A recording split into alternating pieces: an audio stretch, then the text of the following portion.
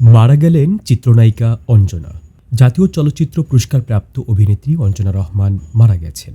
শুক্রবার দিবাগত রাত 1:10 বঙ্গবন্ধু শেখ মুজিব মেডিকেল বিশ্ববিদ্যালয়ে চিকিৎসাধীন অবস্থায় মারা যান তিনি। ইন্না লিল্লাহি ওয়া ইন্না ইলাইহি রাজিউন। শিল্পী সমিতির সভাপতি মিশা সওদাগর তার মৃত্যুর বিষয়টি নিশ্চিত করেছেন। জানা গেছে, শনিবার সকাল 11টায় এফডিসিতে অঞ্জনার জানাজা নামাজ অনুষ্ঠিত হবে।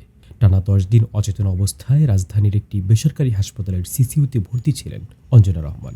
কিন্তু আশানুরূপ কোনো উন্নতি না হওয়ায় বুধবার 1 জানুয়ারি রাতে তাকে বঙ্গবন্ধু শেখ মুজিব মেডিকেল বিশ্ববিদ্যালয়ে ভর্তি করা হয়। জানা গেছে, হাসপাতালে ভর্তির আগে টানা 15 দিন তিনি জ্বরে ভুগছিলেন। ওষুধ খেয়েও কাজ হচ্ছিল না।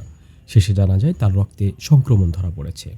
এরপর চিকিৎসকের পরামর্শে দ্রুত হাসপাতালে ভর্তি করা হয়। বাংলাদেশের চলচ্চিত্রের পাশাপাশি আন্তর্জাতিক অঙ্গনেও বেশ সুপরিচিত মুখ ছিলেন চিত্রনায়িকা অঞ্জনা।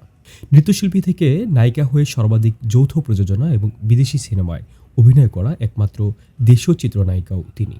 এ পর্যন্ত 3 শতাধিক সিনেমায় অভিনয় করেছেন অঞ্জনা রহমান। দুবার পেয়েছেন জাতীয় চলচ্চিত্র পুরস্কার। শাহ মোহাম্মদ ওয়ালিউল্লাহ, তরঙ্গ টিভি।